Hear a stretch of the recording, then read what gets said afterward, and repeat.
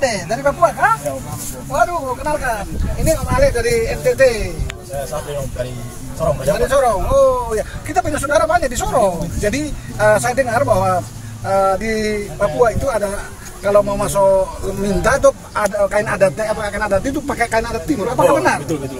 Benar? Betul. Waduh, pantas saudara-saudara di Kupang yang ada di Sorong itu kalau ke Kupang ke kampung itu selalu bawa kain timur. Orang timur sama orang Papua juga bersama. Kalau orang timur kan bilang apa?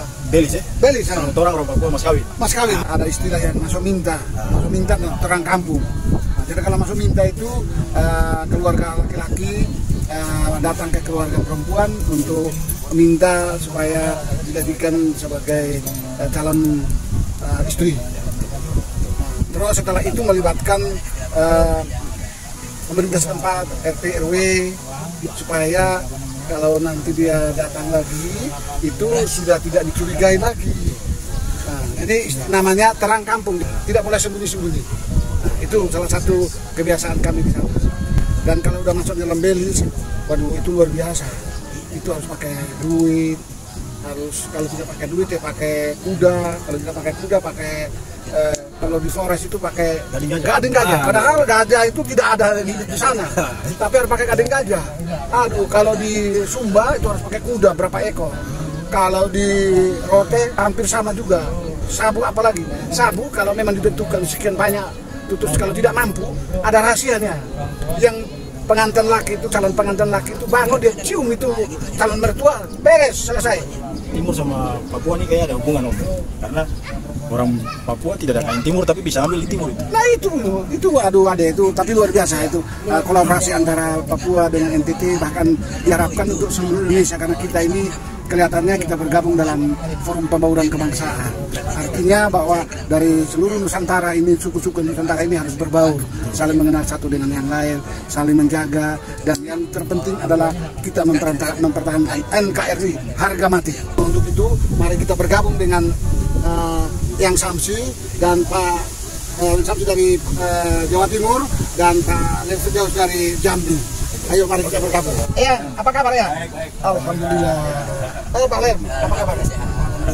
Aduh, situasinya panas sekarang ya. Jadi Pak Alex, tadi kita sempat ngobrol bahwa kita cerita tentang bagaimana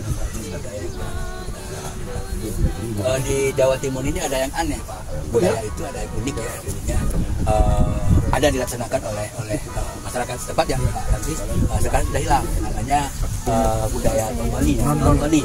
Mungkin Pak nanti bisa cerita tentang nontoni Pak. Nontoni ini pada waktu masa dulu sebelum saya dewasa, dulu kita dijodohkan oleh orang tua atau teman. Jadi masing-masing tidak mengenal.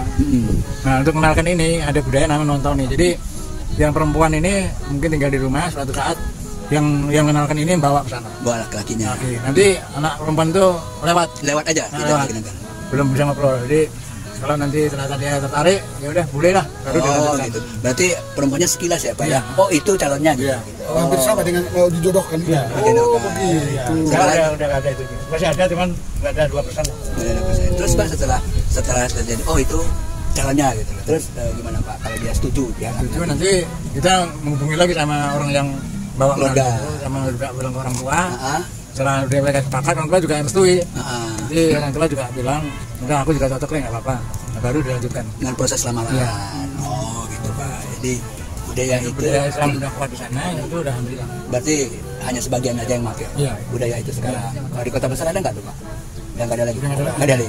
Kalau boleh tahu di desa apa Pak di sana? Hampir seluruh desa. Hampir seluruh desa. Ada budaya nontoni ya.